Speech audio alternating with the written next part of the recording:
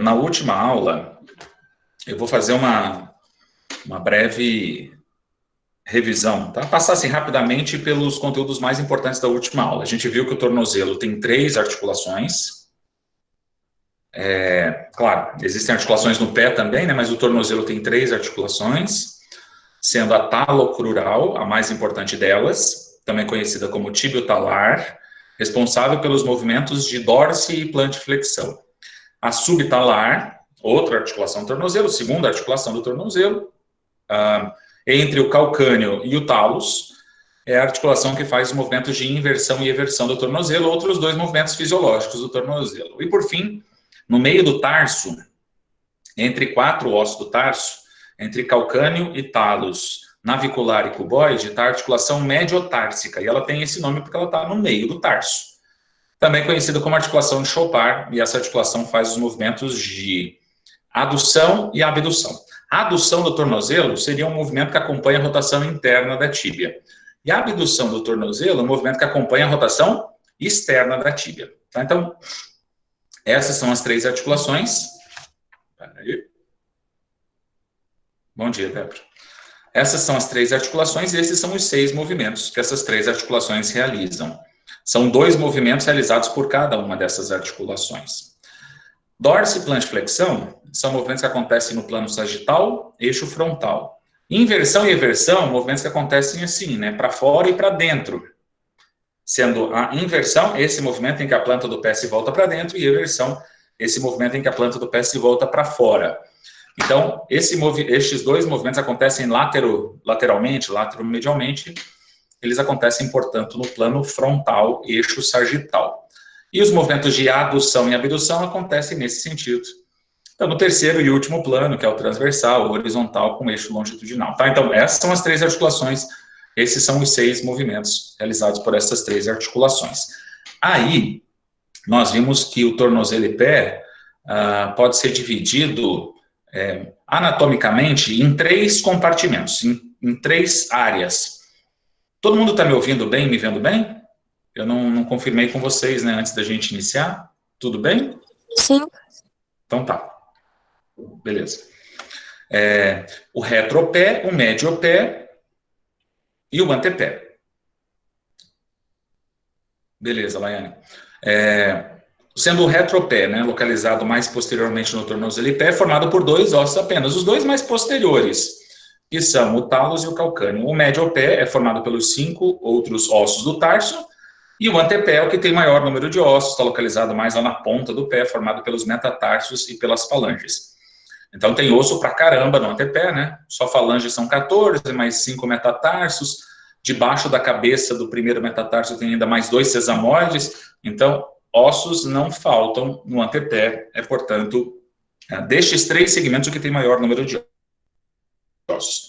Vimos os ligamentos do tornozelo e do pé, né? Eu falei que são mais de 100, mas tem 7 mais importantes que vocês obrigatoriamente precisam conhecer.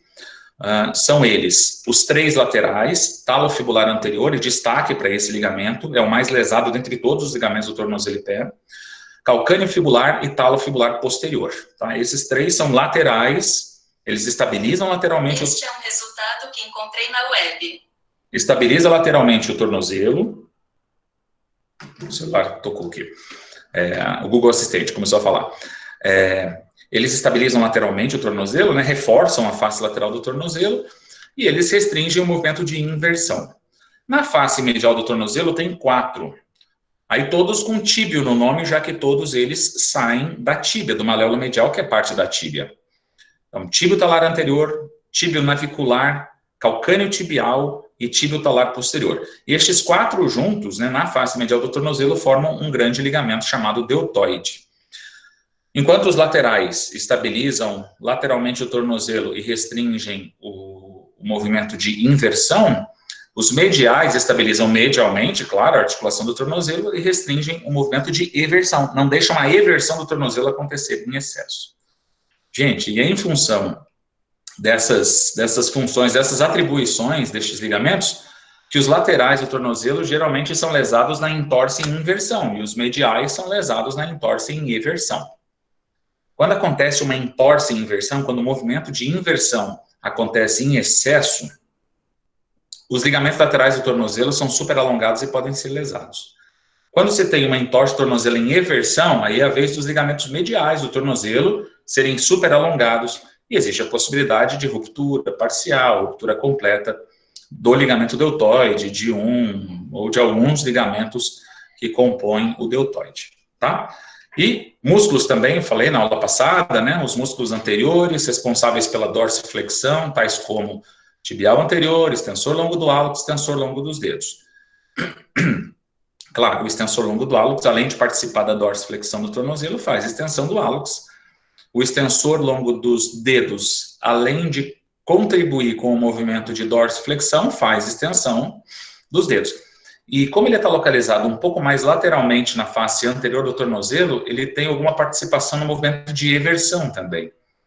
O tibial anterior é o agonista do movimento de dorsiflexão. O mais importante dorsiflexor do tornozelo é o tibial anterior. Esse é localizado um pouco mais para dentro na face anterior do tornozelo, e com isso ele ajuda no movimento de inversão também, tá? Esses são os anteriores. Laterais são os músculos fibulares, tem dois. Fibular curto e fibular longo. Eles são eversores da articulação do tornozelo. Na face medial do tornozelo, passando atrás do maléolo medial, portanto, dentro do túnel do tarso, tem 3 músculos. Por ali passam 3 tendões de 3 músculos. Tibial posterior, flexor longo do hálux, flexor longo dos dedos. Esses músculos fazem inversão do tornozelo. Aí, claro, né, o flexor longo do hálux flexiona o primeiro dedo, e o flexor longo dos dedos flexiona os 4 últimos dedos do pé. E atrás do tornozelo tem o músculo plantar e tem o tendão de Aquiles, que é o tendão distal, também conhecido como tendão calcâneo, né? Que é o tendão distal do tríceps sural. O tríceps sural é a panturrilha, né? É a batata da perna. O tríceps sural, ele é um grupo muscular, né, localizado atrás da perna. Boa parte dessa musculatura posterior da perna corresponde ao tríceps sural. Gastrocnêmio medial, gastrocnêmio lateral e o músculo sólido. Tá? Então, estes são músculos posteriores do tornozelo, estes posteriores fazem o movimento de plantiflexão. E aí, gente, eu pedi para vocês darem uma olhadinha nos testes especiais, né? Se falei dos principais testes especiais ortopédicos do tornozelo e pé, pedi para que vocês dessem uma pesquisada, uma estudada, porque vocês precisam conhecê-los. Eles ajudam a fechar diagnóstico clínico, né? Eles nos ajudam a confirmar o diagnóstico clínico, né, que foi dado pelo médico, a gente confirma por meio destes testes especiais ortopédicos. Tá? Eu tinha falado do teste estresse em inversão, que avalia os ligamentos laterais, o teste estresse em eversão, que avalia os ligamentos mediais do tornozelo. Esses testes podem ser chamados também de teste estresse em varo e valgo, respectivamente. Só cuidado para não confundir com valgo e varo de joelho, valgo e varo de cotovelo, porque existe teste estresse em valgo e varo no cotovelo, no joelho. Tem também para articulação do tornozelo. Aí lá seria um varo e um valgo do calcâneo, né, do tornozelo. Então, eu teria que especificar para não confundir com estes outros testes especiais, essas outras articulações. Desculpe. E aí eu falei do sinal de Tinel, que pode ser utilizado no tornozelo sobre o nervo tibial posterior, para testar o nervo tibial posterior. Falei de teste especial ortopédico para trombose venosa profunda, né, para detectar trombo, ou pelo menos suspeitar a presença de trombo na face posterior da perna. Nós temos 2 opções de testes especiais, o Roman, com H, e o teste da bandeira. E se esses testes forem positivos, suspenda o tratamento fisioterapêutico, encaminhe esse paciente para um especialista para receber uma avaliação mais aprofundada e para que ele receba o tratamento necessário. Só depois que o trombo estiver totalmente desfeito, que o médico te garantir que a pessoa não tem mais trombose venosa profunda, você retoma o tratamento. Qual que é o risco? Se você realizar alongamentos na panturrilha, exercícios de fortalecimento da panturrilha, fizer alguma técnica de massagem, de liberação miofacial mais profunda na panturrilha, pode ser que você solte esse trombo e gere uma embolia cerebral ou pulmonar. Tá? Isso pode levar o paciente a óbito, pode levar o paciente a uma insuficiência respiratória importante, pode provocar um AVE, um acidente vascular encefálico. Falei das gavetas também, né, que tem gaveta para várias articulações, gavetas anterior e posterior para ATM, para ombro, para joelho, tem para tornozelo também, com o talo sendo deslizado para frente na gaveta anterior, para trás em relação à tíbia na gaveta posterior. E sempre funciona assim, né? Gaveta anterior testa a estabilidade anterior da articulação em questão, né? Nesse caso, tornozelo, talo crural, e gaveta posterior sempre testando a estabilidade posterior, avaliando os estabilizadores mais posteriores da articulação em questão. E eu acho que eu falei do teste de Morton, eu acho que eu falei destes, né? Porque estes são... falei o Thompson também, né? Que é um teste especial do tornozelo que ajuda a diagnosticar a ruptura total do tendão de Aquiles. E antes do Thompson eu falei do Morton, o Morton ajuda a diagnosticar neuroma de Morton, assunto da aula de hoje. Então, o teste de Morton ajuda a diagnosticar neuroma de Morton, tá bom? Tranquilo, pessoal, até aqui?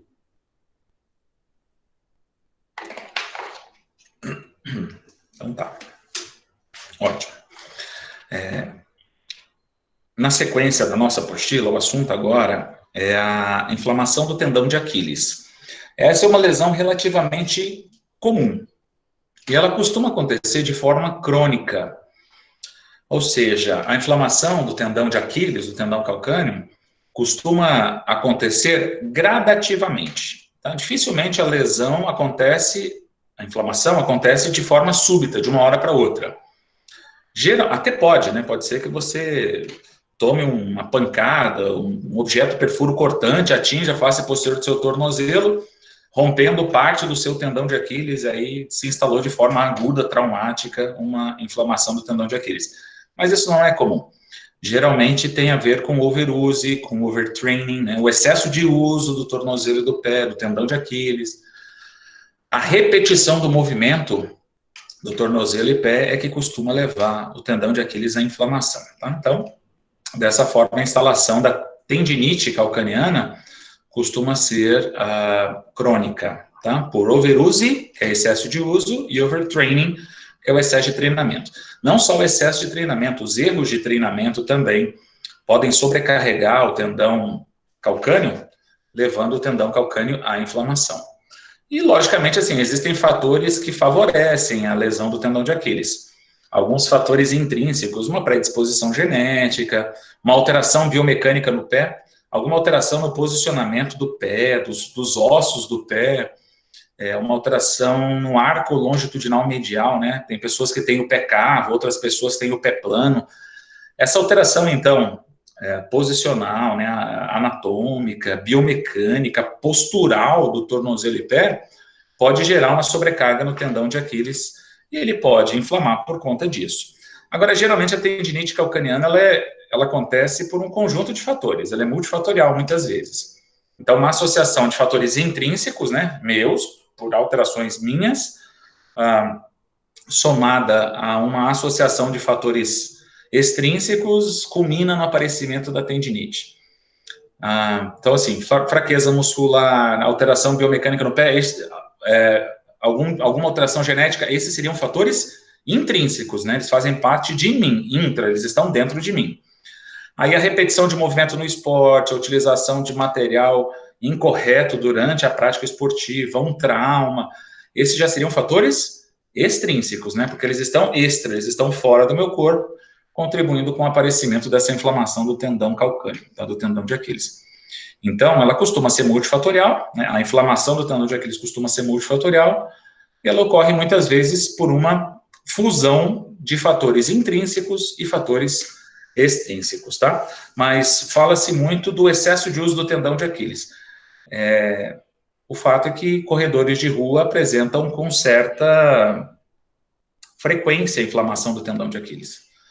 Quem pratica corrida de rua, corre lá 10 quilômetros, 20 quilômetros por semana, em dias alternados, essas pessoas fazem muito movimento com o tornozelo, contraem muita panturrilha, sobrecarregam mecanicamente o tendão de Aquiles e esses microtraumas repetidos podem se transformar num macrotrauma, fazendo o tendão de Aquiles inflamar. Tá? Então, a gente costuma associar a inflamação do tendão de Aquiles ao overuse, tá? A repetição de movimento.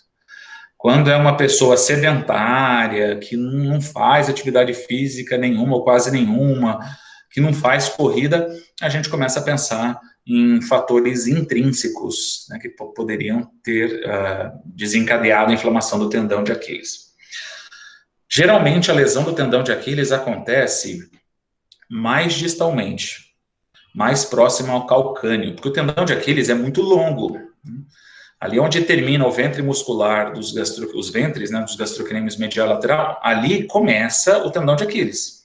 E ele percorre ali boa parte, né, da face posterior, terço distal da perna, e vai se inserir atrás do calcâneo. Então ele é bem longo. E ele é largo também. O tendão de Aquiles é considerado o tendão mais resistente, o tendão mais robusto do corpo. Mas, claro, ele pode ser lesado, ele pode, inclusive, ser rompido totalmente. Assunto que a gente vai discutir já já, tá? É o assunto da sequência. Então, geralmente, a lesão, tanto a inflamação quanto a ruptura completa, acontece mais distalmente próximo ao calcâneo. Tá? Então, costuma acontecer mais distalmente, mais junto ao calcâneo. Mais especificamente, numa área localizada entre 2 e 6 centímetros acima da inserção. Vocês conseguem entender isso? Então, assim, ele está inserido, o tendão de Aquiles está inserido atrás do calcâneo. Achou ali o ponto de fixação do tendão de Aquiles no calcâneo, atrás do calcâneo, se você subir e cair entre 2 e 6 centímetros acima da inserção, é onde geralmente acontece a lesão. Tanto a ruptura de fibras quanto a ruptura completa. Costuma acontecer nesse ponto, tá? Mais distalmente.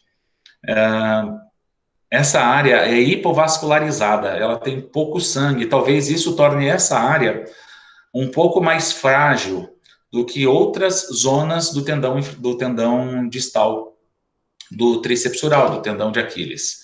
Então, provavelmente essa área localizada entre 2 e 6 centímetros acima da inserção, por ser hipovascularizada, seja mais frágil do que acima disso ou abaixo disso. Claro que qualquer parte do tendão pode ser lesada, mas em geral a lesão acontece nessa área. Ou então, seria a segunda área mais frequentemente lesada no tendão de Aquiles, mais para cima um pouco, no encontro do tendão de Aquiles com o ventre muscular, do tríceps ural. Então, no ponto ali de encontro, né, onde termina o ventre muscular, onde começa o tendão de Aquiles, ali também seria um ponto um pouco mais comum de lesão no tendão de Aquiles, tá? Mas quase sempre, pessoal, arrisco dizer que em 90% das vezes, a lesão no tendão de Aquiles é mais distalmente, mais junto à inserção. Não bem na êntese, não é bem no encontro, na junção teno-perióstea. Um pouquinho para cima, entre 2 e 6 centímetros acima da inserção. E, quando não é lá, costuma ser mais proximamente na junção miotendínea, no encontro do ventre muscular do tríceps ural com o tendão de Aquiles. Então, são os dois pontos mais comumente lesados. Esses pacientes geralmente apresentam dor quando realizam ativamente o movimento de plantiflexão. Por quê? Porque ao fazer plantiflexão do tornozelo, o tríceps ural vai ser contraído e o tendão de Aquiles vai ser tracionado, ele vai ser tensionado, ele vai ser puxado. Isso vai sobrecarregar ali a área da lesão, a área da inflamação e a pessoa vai apresentar dor. Então, não se tem um teste especial ortopédico para tendinite calcaniana, que ajuda a detectar a inflamação do tendão de Aquiles. Tem teste, o Thompson, que diagnostica a ruptura completa. Agora, tendinite, inflamação, né, ruptura de algumas fibras, isso não tem. Então, a gente usa esse testezinho funcional. A gente pede para a pessoa fazer plantiflexão e a gente aplica uma resistência.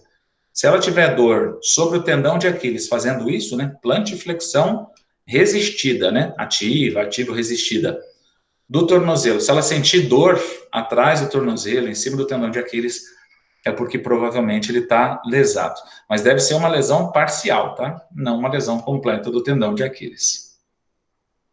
Em relação à fisioterapia, a gente trata a tendinite calcaniana, a inflamação do tendão de Aquiles, como a gente trata outras tendinites, outras tendinoses, outras tendinopatias, tá? Então, num primeiro momento, a preocupação em controlar o processo inflamatório, a dor e o edema. Então, combater, né, a inflamação, minimizar a inflamação, porque inflamação é algo necessário, né? A cicatrização, ela acontece, a reparação tecidual, ela acontece a partir do processo inflamatório. Então, a inflamação é um mal necessário, né? O que a gente faz é buscar um certo controle do processo inflamatório, eliminar o excesso de inflamação para que seja mais suportável, para que esse momento seja mais tolerável para a pessoa, né? E para dar uma minimizada nos sinais logísticos, né? Para controlar um pouco aquelas consequências não tão agradáveis, né? Desse processo inflamatório necessário. Então, a inflamação é uma boa, né? É um pouco estranho, né, ouvir isso, né? Inflamação é bom. É boa no sentido de, se tem processo inflamatório, tem uma tentativa do corpo de reparar aquela lesão sofrida, né? Então, não cabe ao fisioterapeuta, aplicando as suas técnicas, eliminar o processo inflamatório. Isso não vai acontecer e não seria interessante também. Se você acaba com a inflamação, você não permite que o tecido cicatrize. Isso não é legal. Então, seria minimizar o processo inflamatório, trazer para um patamar mais aceitável, para que as consequências ruins, como dor, edema, calor, vermelhidão, sejam controladas, sejam minimizadas juntamente com o processo inflamatório, juntamente com o controle deste processo inflamatório, tá? E aí, mais tarde, depois do processo inflamatório controlado, aí a gente aplica as demais técnicas fisioterapêuticas que visam restabelecer força, restabelecer mobilidade, restabelecer a elasticidade dos tecidos moles. Até o treinamento sensório-motor é necessário, né, para a gente retomar a propriocepção da articulação do tornozelo, para que a pessoa tenha um maior e melhor controle do movimento do tornozelo. Então, isso significa um ganho de estabilidade também, né? Quando se faz treinamento sensório-motor, quando se busca a ativação da parte neural da articulação, se melhora a estabilidade. Não só o senso de posicionamento da articulação no espaço, mas se tem uma melhora da estabilidade articular também. As estruturas articulares, periarticulares do tornozelo vão ficar mais alertas, e isso gera uma maior sustentação, uma maior estabilidade da articulação do tornozelo. Tá bom? Então, assim, sem muito segredo, como a gente trata outras tendinites, outras tendinopatias, a gente trata a inflamação do tendão de Aquiles. Eu já falei tanto sobre tratamento fisioterapêutico de lesão de tendão, né, em outros momentos. Não quero ficar repetitivo, então, Ctrl+C, Ctrl+V, tá? Mais ou menos como tratamos. Outras tendinopatias, tratamos a inflamação do tendão de Aquiles. Uma situação mais grave... Peraí, deixa eu tomar água aqui.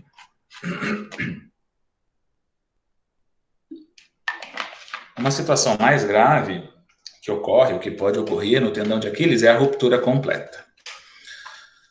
Apesar de ser um tendão muito forte, calibroso, com uma resistência ímpar, né, uma resistência sem igual, em se tratando de tendão, ele pode ser rompido. Agora, claro, tem que ser um super trauma, né? Tem que ser um trauma de alta energia, de alta magnitude, para que o tendão de Aquiles seja totalmente rompido. Tá? Mas existe essa possibilidade. E, em geral, a ruptura completa do tendão de Aquiles acontece num tendão que tem um histórico de inflamação. Então, geralmente, a ruptura acontece, depois eu vou dar dados epidemiológicos, mas geralmente acontece em homens um pouquinho mais velhos, assim, 35 até 40, 45 anos, e que tem um histórico de inflamação do tendão de Aquiles. Então, ter inflamação do tendão de Aquiles significa estar mais propenso a ter a ruptura completa do tendão de Aquiles. Não estou dizendo que todos que têm inflamação vão ter a ruptura, longe disso. A ruptura completa não é comum. E ainda bem, porque ela é grave, ela é bastante incapacitante, tá? Agora, existe essa possibilidade da ruptura completa acontecer no local de uma inflamação, de uma lesão mal curada, especialmente do tendão de Aquiles. Ali onde aconteceu a ruptura de algumas fibras, ali onde tem uma cicatriz, uma aderência, ali é onde pode acontecer a ruptura total do tendão de Aquiles. Dessa forma, a ruptura total ela costuma acontecer no mesmo lugar, nos mesmos dois lugares onde costuma acontecer inflamação. Mais distalmente, que é onde quase sempre acontece a ruptura do tendão de Aquiles, entre 2 e 6 centímetros acima da inserção, ou então mais para cima, um pouco, no encontro do tendão de Aquiles com o ventre muscular do tríceps dural, tá? Em relação à epidemiologia, então, os homens são mais acometidos do que as mulheres, não é uma lesão comum, né? Tem-se cerca de um caso a cada 10 mil pessoas, então isso vai corresponder a 0,01%, né, da população com ruptura do tendão de Aquiles, 0,01%. Então, é uma lesão bastante incomum. Mas tem gente que tem a ruptura, tem gente que tem ruptura dos 2 tendões de Aquiles, né? Aconteceu isso com o Bernardinho, por exemplo, ex-técnico da seleção brasileira de vôlei masculino. Ele teve ruptura em momentos distintos, se eu não me engano, no intervalo de 2 anos, teve ruptura bilateral, ruptura dos 2 tendões de Aquiles. Então, assim, ter ruptura de um tendão de Aquiles é incomum, ter ruptura dos 2 tendões calcaneanos, dos 2 tendões de Aquiles, menos comum ainda, tá? Então, homens mais atingidos do que mulheres, na razão de 6 para 1. Então, a cada 6 homens com a ruptura do tendão de Aquiles, há uma mulher. Então, mulheres também podem ter ruptura do tendão de Aquiles, mas é menos comum no sexo feminino, tá? Atinge cerca de 0,01% da população, né? Pois há um caso de ruptura total do tendão de Aquiles a cada 10 mil pessoas, e em relação à idade, a instalação costuma acontecer entre 30 e 40, 30 e 45 anos. E tem um porquê. O tendão de Aquiles começa a envelhecer, em média, aos 30 anos, 35 anos. Claro, vai depender de uma série de fatores, né? Vai depender da genética, se a pessoa faz ou não faz atividade física. Claro que tudo tem ou não tem alguma doença que possa enfraquecer o tendão. Então, claro que tudo isso pesa, né, nesse envelhecimento do sistema musculoesquelético, no envelhecimento do tendão de Aquiles. Mas, em média, 30, 35 anos, o tendão de Aquiles começa a decair, né, em termos de propriedade, de composição, de função. Então, o tendão de Aquiles, depois dos 35 anos, não é o mesmo. E entre 35 e 45 anos, a pessoa ainda tem uma vida ativa. Muitas vezes ainda faz esporte com contato, esporte com muito impacto. Então, por isso que costuma se instalar nessa faixa etária, entre 35 e 45. Então, depois dos 35 anos, o tendão de Aquiles já não é mais o mesmo, já é um tendão mais frágil, e a pessoa realiza ainda, muitas vezes, esporte com impacto, com contato, entre 35 e 45 anos. Então, por isso que nessa faixa etária, a ruptura total do tendão de Aquiles é mais provável. A respeito de etiologia, como eu falei, a lesão total, a ruptura completa do tendão de Aquiles costuma acontecer no local onde já aconteceu uma lesão, onde existe fibrose, onde existe cicatriz. E muitas vezes a ruptura em si, ela acontece durante a queda de um salto. Então a pessoa dá um salto, né, é um homem, tem 35, 45 anos, está jogando voleibol, por exemplo. E aí já tem uma história de inflamação do tendão de Aquiles. Então ele faz o salto, na queda do salto, a panturrilha faz contração excêntrica, faz uma contração muito forte, muito vigorosa, o tendão de Aquiles sofre uma grande tração, e essa grande tração provoca a ruptura, onde já ocorreu um processo inflamatório no tendão de Aquiles, e ali acontece a ruptura completa do tendão. Tá? Então costuma ser assim, costuma ser a partir de uma contração muito forte, muitas vezes na queda de um salto, num local onde já existe uma história de processo inflamatório, num local de aderência, de cicatriz, de fibrose no tendão de Aquiles, tá? Mas muitas vezes na queda do salto, não na subida. Porque na subida, a panturrilha faz contração concêntrica. Seria mais provável a ruptura total do tendão de Aquiles, nesse caso, na queda do salto, porque na queda do salto a panturrilha faz contração excêntrica e a tração no tendão de Aquiles é ainda maior do que na contração concêntrica, do que na subida do salto. Vocês acham que essa pessoa que tem ruptura total do tendão de Aquiles, enquanto ela não faz a cirurgia, ela deixa de ter plantiflexão do tornozelo? Dá uma pensada aí. Porque o tendão de Aquiles faz plantiflexão, né? O tríceps dural, né, passa atrás ali do calcâneo, né, por meio do tendão de Aquiles, e faz plantiflexão do tornozelo. Então, o tendão de Aquiles seria importante na realização da plantiflexão. Mas vocês acham que a pessoa que tem ruptura total do tendão de Aquiles deixa de ter plantiflexão? Ela deixa de ser capaz completamente de fazer plantiflexão do tornozelo? Não. Ela vai continuar fazendo plantiflexão por ação de outros músculos. Claro que a plantiflexão vai ser bem ruim. Vai ser uma plantiflexão cheia de limitação, cheia de restrição. Deve ser uma plantiflexão fraca, limitada, né, em termos de amplitude, dolorosa. Mas a pessoa... Isso, Fabiana, mas a pessoa continua fazendo o movimento de plantiflexão. Afinal de contas, existem outros músculos que fazem plantiflexão e estes outros músculos estão normais. A gente falou de uma ruptura isolada do tendão calcâneo, do tendão de Aquiles. Então, ela vai continuar fazendo plantiflexão por ação de outros músculos posteriores do tornozelo. Então, ainda tem um plantar, ainda tem tibial posterior, flexor longo do hálux, dos dedos, fibulares, que são músculos que passam mais atrás dos maléolos e que têm alguma participação na plantiflexão. Então, esses músculos vão continuar fazendo plant. Agora, obviamente, por termos perdido o principal plantiflexor do tornozelo, vai ser uma plantiflexão bem ruim, né, carregada de problemas, dolorosa, limitada e fraca, né, muito provavelmente, tá? Mas como há outros músculos plantiflexores do tornozelo e como estes outros plantiflexores estão normais, a plantiflexão do tornozelo vai continuar acontecendo. Não normalmente, mas vai continuar acontecendo. E eu entendo que esse é um dos principais motivos da confusão no diagnóstico da ruptura total do tendão de Aquiles. Muitos profissionais da saúde desconhecem o fato de que na ruptura total do tendão de Aquiles a pessoa continua tendo plant. Aí o cara tem a ruptura total do tendão de Aquiles, procura o profissional da saúde, aí o profissional pede para fazer plantiflexão e a pessoa faz ativamente plantiflexão. E ele equivocadamente descarta a ruptura total do tendão de Aquiles. Então, muito provavelmente, existe um certo subdiagnóstico, uma demora, muitas vezes, um pouco maior, para se estabelecer um diagnóstico de ruptura total do tendão de Aquiles por conta disso. Porque a pessoa continua fazendo plantiflexão do tornozelo e o profissional desconhece o fato de, mesmo com o tricepsural sem ação, continuarmos apresentando o movimento de plantiflexão do tornozelo. Foi claro? Acho que sim, né? Diagnóstico, teoricamente não é difícil, uma vez que existe um teste especial ortopédico bastante confiável e simples, que é o Thompson, né, para o diagnóstico especificamente da ruptura total do tendão de Aquiles. E as imagens. O tendão de Aquiles é superficial, ele é recoberto basicamente por pele, ele é bem palpável.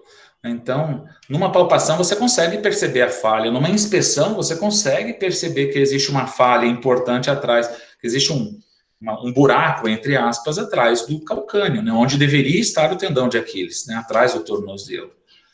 Então, o diagnóstico não é difícil, pela palpação, pela inspeção, né, olhando ali, né, batendo o olho, você enxerga uma falha no tendão de Aquiles. Tem teste especial ortopédico e as imagens. Ultrassonografia mostra bem o tendão de Aquiles. A ultrassonografia é usada para identificar uma lesão, uma inflamação do tendão de Aquiles. Pela ultrassonografia pode-se detectar a ruptura total do tendão de Aquiles também, claro. Além de ressonância, tomografia. Obviamente que a radiografia, nesse caso, não serve para nada ou para quase nada, né? Só para saber se existe alguma fratura associada. Mas, assim, para ver o tendão em si, com radiografia, não, tá?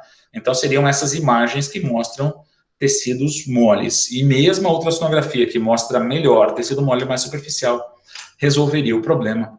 Com ela seria possível o diagnóstico também. Sempre a cirurgia vai estar indicada, ou quase sempre. A princípio, só não faz a cirurgia quem não quer, né? Às vezes a pessoa tem medo e prefere não fazer a cirurgia, ou quem não pode. Às vezes a pessoa tem importantes comorbidades,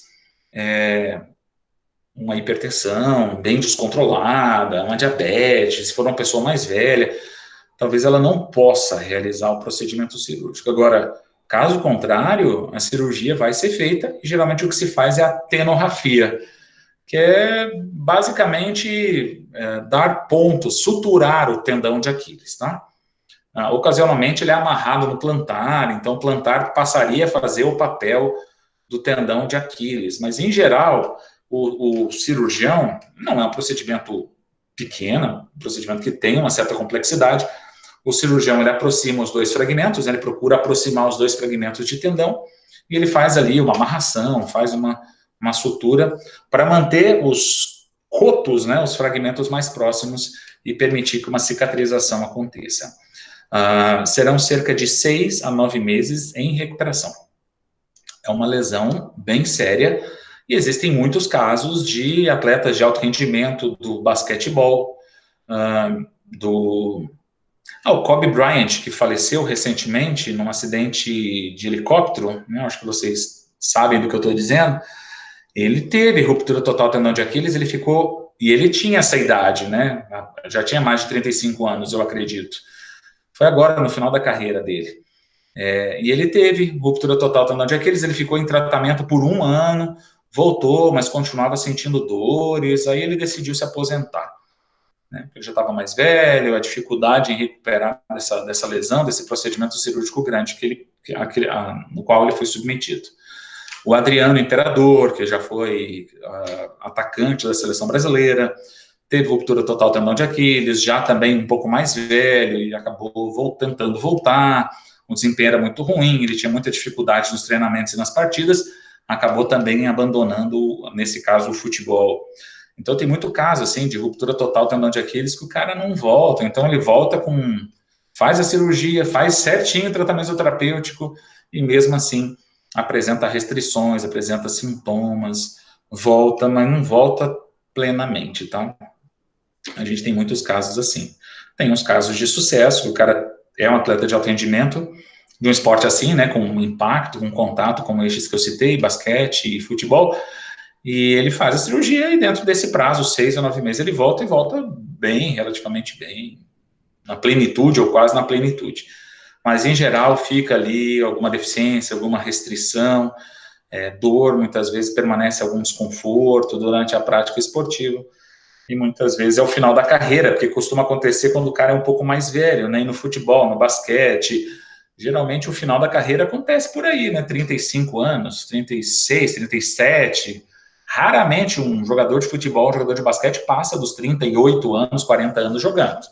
Tem exceções, né, mas a regra é até os 35, 37 anos abandonar. Aí quando tá já chegando nessa idade, o cara sofre uma lesão grave como essa, faz uma cirurgia, tem dificuldade para se recuperar, então muitas vezes aposenta a partir de uma lesão assim. O tratamento fisioterapêutico consiste em, basicamente, combater aquelas reações adversas da imobilização, do longo período sem utilizar a articulação do tornozelo.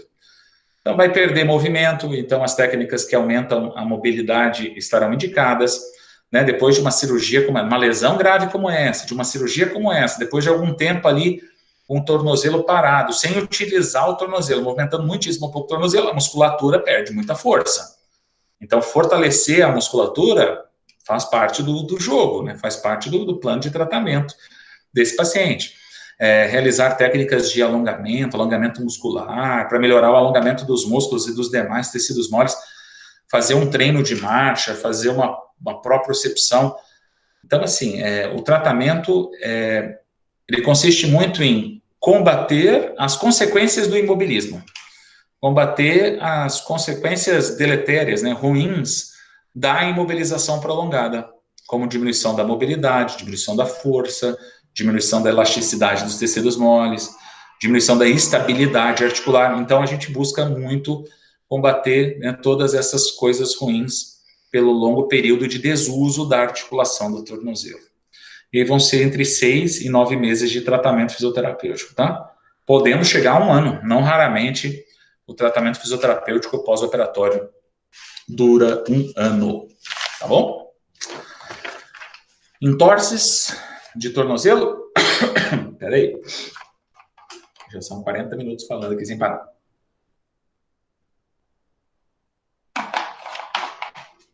Entorses. Tá? Quando se fala em entorse, a gente pensa a gente pensa em lesão ligamentar, né? E realmente as entorses de tornozelo costumam provocar lesão ligamentar. Mas outros tecidos moles podem ser lesados e precisamos ficar atentos a isso. Numa entorse de tornozelo em inversão, né, quando você tem um trauma em que o movimento de inversão acontece em excesso, inversão é quando a planta do pé se volta para dentro, né? Se isso acontece numa amplitude excessiva, todos os tecidos moles laterais do tornozelo vão ser super alongados, qualquer um deles pode ser rompido. Então, você pode ter lesão de ventres musculares dos fibulares, curto e longo. Você pode ter uma tendinite dos fibulares, curto e longo, porque os fibulares estão na face lateral do tornozelo, eles são distendidos, né? O alongamento deles é bem forçado e os tendões podem ser lesados. Tem os retináculos dos fibulares que podem ser rompidos. Pode haver uma lesão da face lateral da cápsula articular do tornozelo. Você pode ter uma lesão neural, uma lesão nervosa sofrendo uma entorse de tornozelo em inversão. Tem um nervinho que passa mais lateralmente no tornozelo, chamado fibular superficial. Quando se força a inversão, ele é alongado. Então, quando se sofre uma entorse de tornozelo em inversão, ele é super alongado e ele pode ser lesado. Então, você pode ter uma entorse de tornozelo em inversão, ter lesão desse nervo e começar a ter sintoma de alteração sensorial na face lateral do tornozelo e do pé, até na face dorsal aí do pé. Tá? Então, lembrem-se disso. Tá? Geralmente, ligamento está envolvido mesmo, mas dá uma analisada, faz uma avaliação dos outros tecidos moles laterais do tornozelo, nos pacientes que sofreram entorse de tornozelo em inversão, e da mesma forma, dá uma boa investigada nos tecidos moles mediais do tornozelo no paciente que sofreu uma entorse de tornozelo em eversão. Tá? Uma vez que, na entorse de tornozelo em inversão, todos os tecidos moles laterais do tornozelo são alongados. Qualquer um pode ser lesado, inclusive os ligamentos laterais do tornozelo. Talo fibular anterior, calcâneo fibular, talo fibular posterior. E quando se tem uma entorse em eversão, todos os tecidos moles, agora mediais da articulação do tornozelo, vão sofrer alongamento. Então, qualquer um pode ser lesado. Inclusive os ligamentos mediais do tornozelo, que compõem o ligamento deltoide. Então, o ligamento deltoide pode ser lesado. Resumindo, agora levando mais para a questão ligamentar mesmo. Quando ocorre, né, quando se tem um mecanismo de lesão, entorse de tornozelo em inversão, a tendência é a lesão dos ligamentos laterais do tornozelo, porque eles estarão sendo super alongados. Quando se sofre uma entorse de tornozelo em eversão, aí a tendência é a lesão dos ligamentos mediais do tornozelo, porque agora é a vez dos ligamentos mediais serem super alongados. Então, ligamento deltoide pode ser lesado numa entorse de tornozelo em eversão. Entorse de tornozelo em eversão não é o único mecanismo de lesão do deltoide, mas é o principal, é o grande mecanismo de lesão do ligamento deltoide. Tá? Foi claro? Me fiz entender? Então, entorse de tornozelo em inversão pode lesar ligamentos laterais do tornozelo. Entorse de tornozelo em eversão pode lesar ligamentos mediais da articulação do tornozelo. Esses ligamentos laterais, mediais, podem ser lesados de outras maneiras, né? Mas entorse em inversão e entorse em eversão, sem dúvida, os principais mecanismos de lesão dos ligamentos laterais e dos ligamentos mediais do tornozelo, respectivamente. Tá certo? Na entorse em inversão, existe a possibilidade dos ligamentos laterais serem lesados. E existe uma chance muito grande do ligamento talofibular anterior ser lesado. Isso porque o talofibular anterior, dentre todos os ligamentos do tornozelo e pé, é o mais lesado. Então, durante a inversão do tornozelo, o ligamento talofibular anterior é bastante distendido, né? Assim como todos os laterais, mas ele em especial é super alongado e ele pode ser lesado. Então, estima-se que em 90% das pessoas que sofrem entorse de tornozelo em inversão com lesão de ligamento, o talo fibular anterior é lesado. Então, sempre, quase sempre, na entorse de tornozelo em inversão, o talo fibular anterior sofre, tá? O segundo mais lesado dentre todos os ligamentos do tornozelo é outro lateral, calcâneo fibular. O terceiro mais lesado, entre todos os ligamentos do tornozelo e pé, também está na face lateral, que é o talo fibular posterior. Resumindo, é muito mais comum ter lesão dos laterais do que lesão dos mediais. Por quê? Porque, gente, aquilo que lesa ligamento lateral acontece mais frequentemente do que o mecanismo ou os mecanismos de lesão dos mediais. Entorse de tornozelo em inversão, que lesa laterais, é muito mais comum que entorse de tornozelo em inversão. Isso porque existe mais amplitude no movimento de inversão do que no movimento de eversão. E isso em função da anatomia óssea do tornozelo. Tem a ver com a altura dos maléolos. Como nós temos o maléolo lateral um pouco mais inferior, o maléolo medial um pouco mais proximal, um pouco mais para cima, nós temos mais amplitude, né, em função dessa característica da anatomia óssea do tornozelo, nós temos mais amplitude no movimento de in do que no movimento de eversão. Se há mais amplitude na in, estou saindo da anatomia óssea, vocês vão ver que eu vou chegar lá na lesão ligamentar, dos ligamentos laterais do tornozelo. Então, em função dessa anatomia óssea do tornozelo, da altura dos maléolos,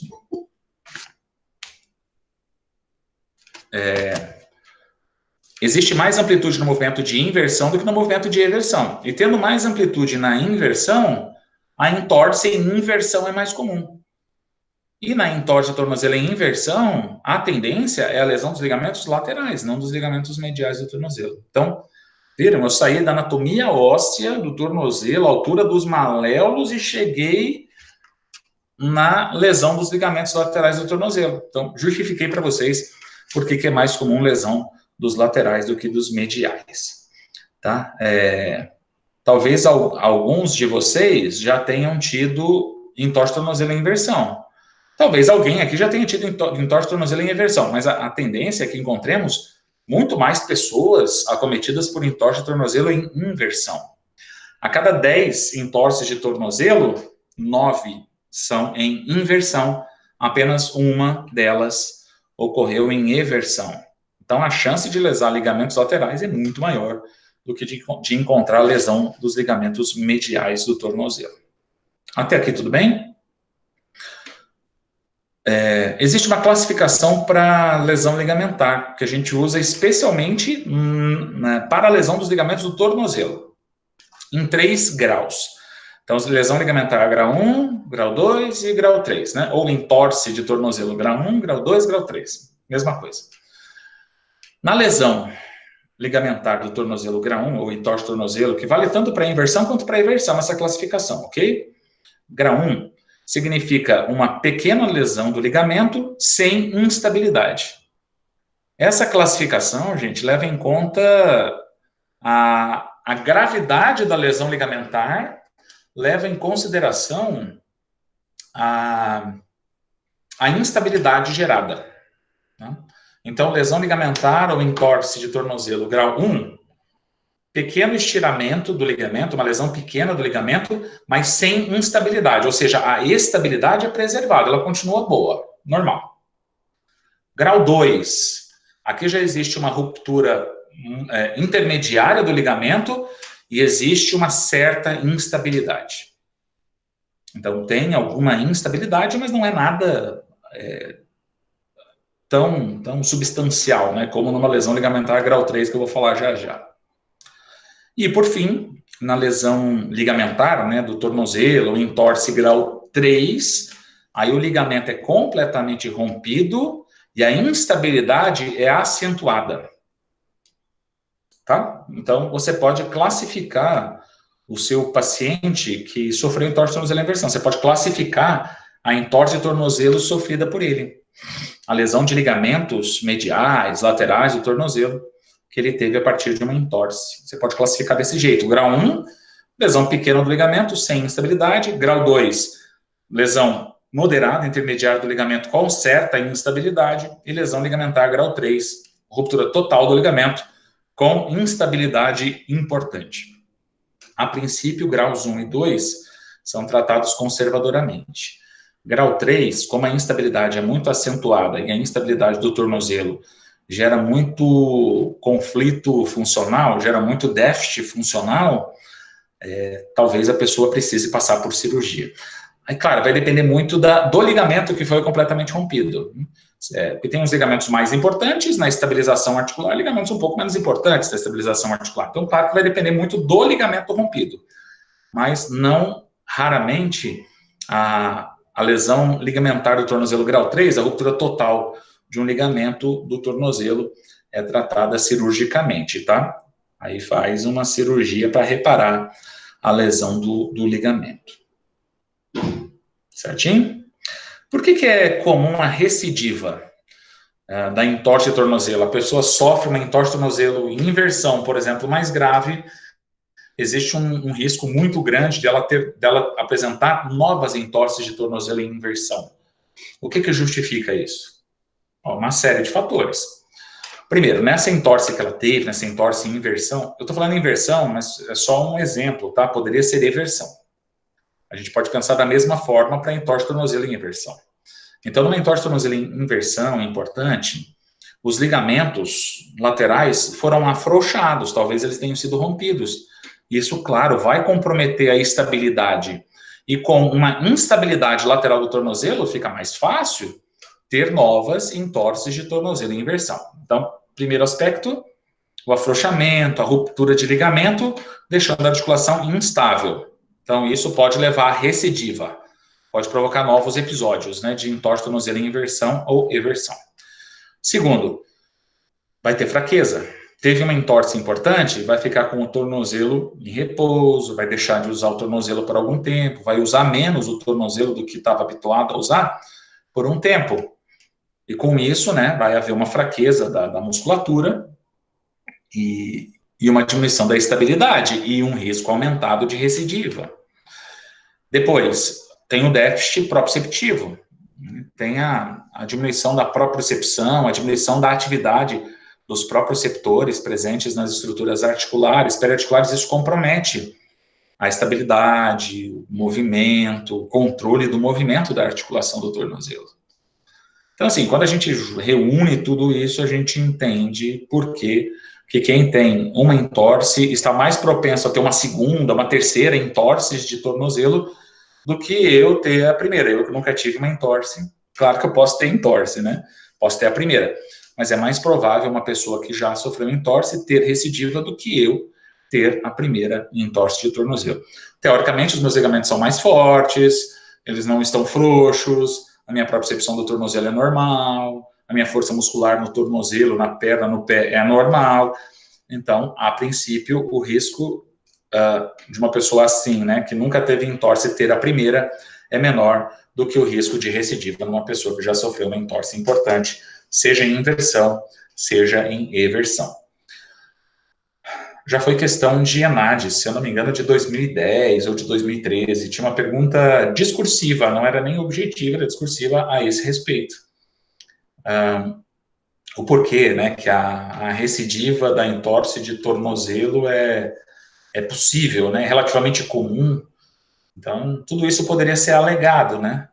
Todo esse comprometimento sensório-motor, da força muscular, da estabilidade pela ruptura, pelo afrouxamento de ligamentos, tudo isso poderia ser colocado, alegado nessa resposta. Tá certo? Diagnóstico. Como é que se diagnostica uma lesão ligamentar do tornozelo? Testes especiais, né? Gaveta anterior, gaveta posterior, estresse em inversão, estresse em eversão, né, que são os estresses em varo e valgo do tornozelo, do calcâneo, são testes para ligamentos, basicamente, né, são testes utilizados para avaliar a estabilidade e, consequentemente, são testes utilizados na avaliação de ligamento, sobretudo, tá? Então, pode-se avaliar a integridade dos ligamentos mais anteriores do tornozelo por meio da gaveta anterior. A estabilidade posterior do tornozelo, a integridade dos ligamentos mais posteriores pode ser testada através da gaveta posterior. Os ligamentos laterais podem ser testados num estresse em inversão e os ligamentos mediais podem ser testados no teste de estresse em eversão. Tá? Então, quando você faz a avaliação do jogo articular mesmo, né, se você pegar as articulações do tornozelo e fizer ali uma mobilização artrocinemática e sentir, né, a quantidade, a qualidade do movimento artrocinemático, você vai ver que tem prejuízo, você vai ver que tem algum problema. O deslizamento numa direção vai acontecer além do que deveria, na hora que você está fazendo esse jogo articular, o paciente relata dor, é sinal de que tem uma estrutura articular inerte lesada. Então, articular, periarticular inerte deve estar lesada. Então, destas maneiras, a gente diagnostica clinicamente a lesão ligamentar. Né? Quando a pessoa relata, na anamnese a gente já começa a ter uma ideia do que está acontecendo. Quando ela relata que sofreu uma entorse de tornozelo e que nesse momento ela sente que o tornozelo dela está instável, que logo depois que ela teve a lesão, o tornozelo inchou, ela ficou com bastante dor. Então, assim, esse relato da anamnese, ele já direciona para a lesão dos ligamentos do tornozelo. Né? E dependendo da direção que a história toma, você já consegue até determinar se é lesão dos laterais, se é lesão dos mediais, se é lesão de algum ligamento mais anterior ou mais posterior nessas faces do tornozelo. O tratamento, na maior parte das vezes, é conservador. Né? As lesões ligamentares graus 1 e 2 são mais comuns e elas são tratadas conservadoramente. Então, a maior parte recebe tratamento conservador e não tratamento cirúrgico. E aquilo que eu já falei para vocês algumas vezes. Num primeiro momento, tem indicação a aplicação de técnicas que vão controlar a inflamação, dor e edema. O Price pode ser utilizado. O Price seria bem importante nesse curto prazo, nessa inflamação aguda dos ligamentos do tornozelo. Price, né, são as primeiras letras de proteção, repouso, ice, gelo, compressão e elevação. Então, proteção, repouso, ice, né, gelo, compressão e elevação. No curto prazo, estas coisas poderiam ajudar no combate ao processo inflamatório. E aí, mais tarde, a gente foca muito na estabilização articular, na tentativa de minimizar a instabilidade deixada pela entorse do tornozelo, provocada pela entorse do tornozelo em inversão ou eversão. Tá certo? Então, exercícios de fortalecimento. Vou dar mais algumas opções de tratamento aqui para vocês, nas lesões ligamentares. Muito fortalecimento da musculatura lateral do tornozelo quando se tem instabilidade lateral. Muito fortalecimento da musculatura medial, como, por exemplo, tibiais anterior e posterior, quando se tem instabilidade medial na articulação do tornozelo. Nós entendemos que quando a pessoa sofre uma entorse de tornozelo em inversão, a fíbula, ela sofre algum deslocamento. O malelo lateral, ele desce um pouquinho e se desloca para frente. E isso acaba atrapalhando o movimento do tornozelo, acaba atrapalhando o movimento de dorsiflexão, especialmente do tornozelo. Então, tem técnicas da osteopatia, técnicas do Mulligan, do Maitland, que podem ajudar nesse sentido. Em que a gente pega ali no malelo lateral e fica empurrando com oscilação ou de forma mantida o malelo lateral para trás e para cima. Na entorse, acreditamos que o malelo lateral sofre um pequeno deslocamento para baixo e para frente. Então, para reposicioná-lo, a gente precisa empurrar para trás e para cima. Isso vai reposicionar o malelo lateral e vai diminuir dor ao movimento, vai aumentar a amplitude do movimento articular. Essa anteriorização do malelo lateral deve atrapalhar a dorsiflexão, então deve-se ganhar bastante quantidade, bastante qualidade no movimento de dorsiflexão do tornozelo, com esse reposicionamento do malelo lateral, tá? Tem técnicas de bandagem também. A kinesiotape pode ser usada, mas assim, as bandagens, não as elásticas, as rígidas são melhores. Elas vão permitir uma estabilização articular. Muitas vezes a pessoa é uma atleta de alto rendimento, ela sofre uma entorse de tornozelo em inversão e eversão, e ela recebe uma botinha, uma bandagem como essa, rígida, o tornozelo fica tão firme, tão estável, que ela consegue voltar bem rapidamente ao esporte, sem tantos problemas, sem sentir dor enquanto está jogando, sem ter dor depois que faz o jogo, o treinamento. Tá? Então, as bandagens também podem ser usadas. E, como eu falei, há um déficit proprioceptivo e parte do risco de recidiva, parte da instabilidade vem desse déficit proprioceptivo. Consequentemente, um treinamento sensório-motor é importante para estes pacientes. Ok? Então tá. Gente, eu vou terminar a aula um pouquinho mais cedo, até porque nosso conteúdo já está seguindo para o fim, né? A gente já está terminando de estudar tornozelo e pé, que é o último conteúdo programado da disciplina. E aí, depois vocês podem fazer as perguntas de vocês, tá? Então, ou já vão colocando as perguntas aqui, ou então me perguntem depois, tá? No final, quando encerrar aqui a gravação, aí vocês podem fazer os questionamentos de vocês. Neuroma de Morton. Neuroma de Morton se escreve assim. Eu vou colocar aqui no chat para vocês. Neuroma de Morton.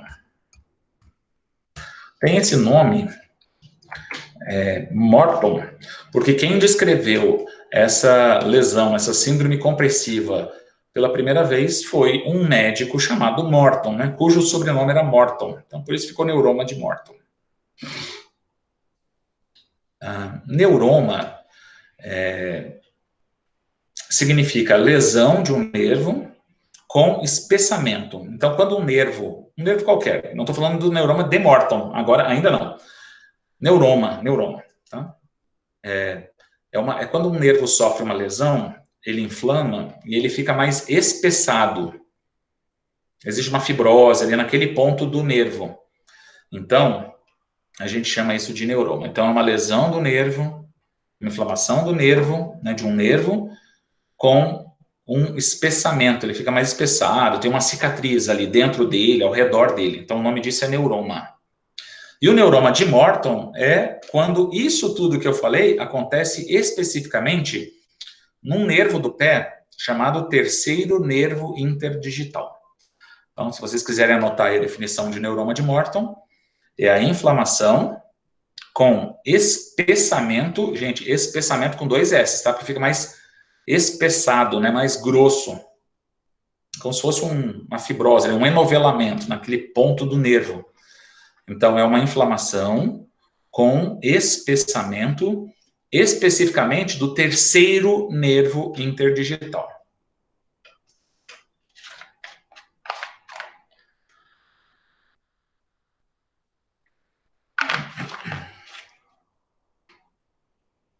Então, quando a pessoa tem lesão com espessamento do terceiro nervo interdigital, ela tem neuroma de Morton. Por que existe... Eu vou mostrar aqui na mão, mas vocês vão imaginar que é lá no pé.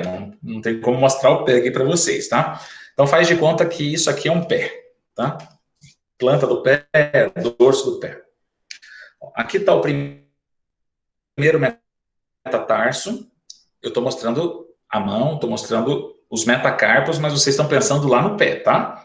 Então, esse seria o primeiro metatarso, segundo, terceiro, quarto e quinto metatarsos, lá no pé. Se a pessoa tem...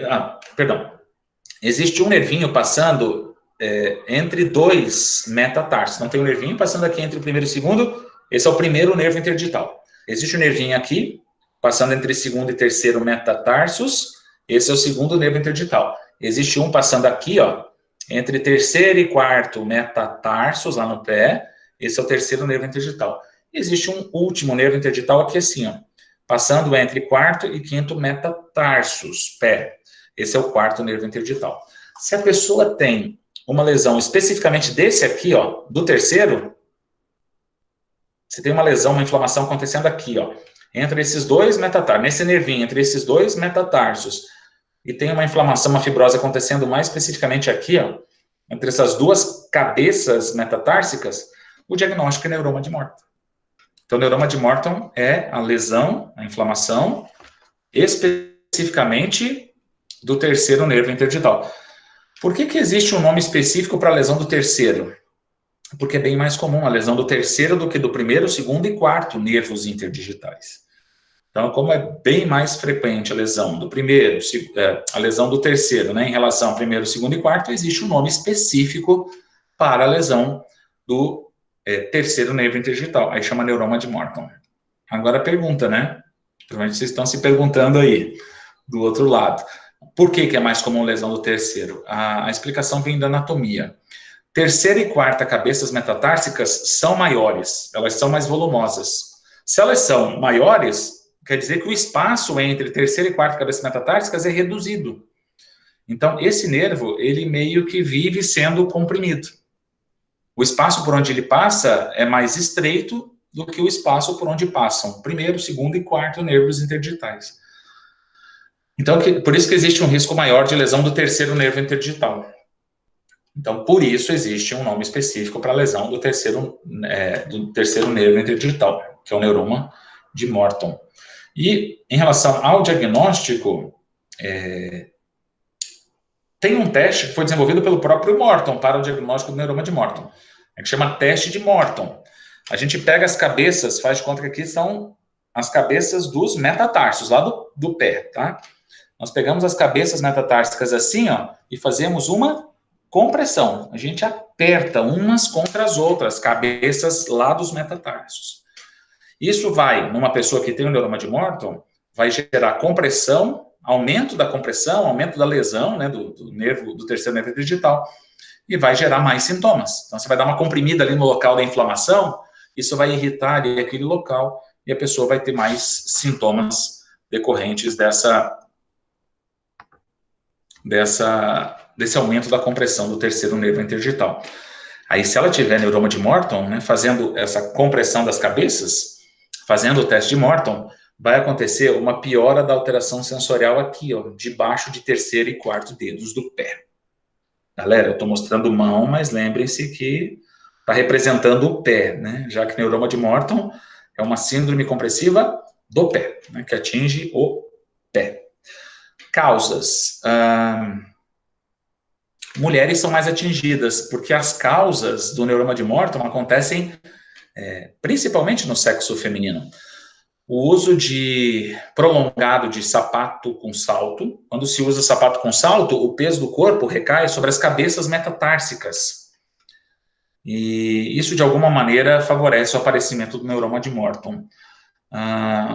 Tem a questão genética também, e tem o uso também prolongado de sapato de bico fino, né? Quando se utiliza o sapato com bico mais fino, as cabeças dos metatarsos, elas são apertadas, elas são comprimidas umas contra as outras. E isso favoreceria a compressão, a lesão, a instalação de um neuroma no terceiro nervo interdigital. Alteração na biomecânica do pé, então, distúrbio no alinhamento, na postura do pé, poderia provocar isso também. Tá? Mas muitas vezes, gente, o uso excessivo de sapato de bico fino, uso excessivo de sapato com salto. E quem usa principalmente sapato de bico fino é mulher. Quem usa apenas o sapato com salto é a mulher. Então, por isso, mulheres mais acometidas pelo neuroma de Morton do que os homens. Certo? E é difícil tratar o neuroma de Morton, né? Primeiro, assim, um acesso, ele é uma lesão neural, o acesso é difícil.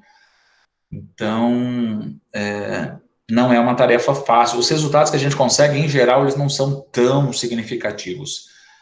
Onde eu quero chegar, né? O tratamento fisioterapêutico, ele tem uma certa restrição, ele tem uma certa limitação no tratamento do neuroma de Morton.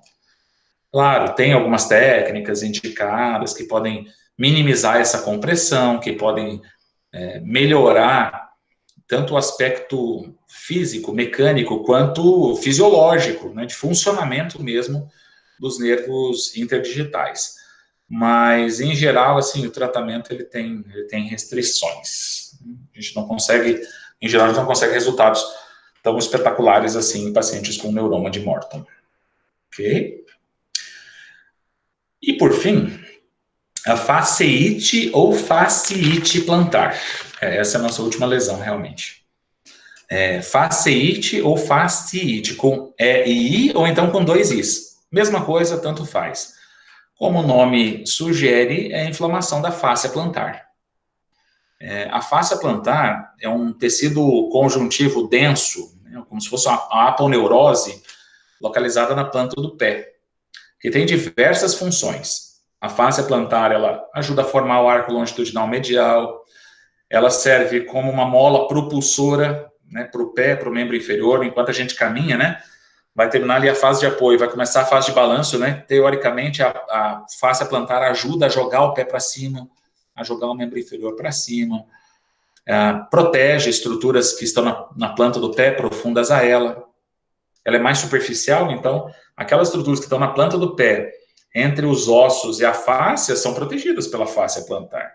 Estabiliza as articulações que ela cruza, ela passa por baixo de vários ossos, por baixo de várias articulações, ela acaba ajudando na estabilização de tudo isso, de todas essas articulações. Então, a fáscia plantar é uma estrutura fundamental.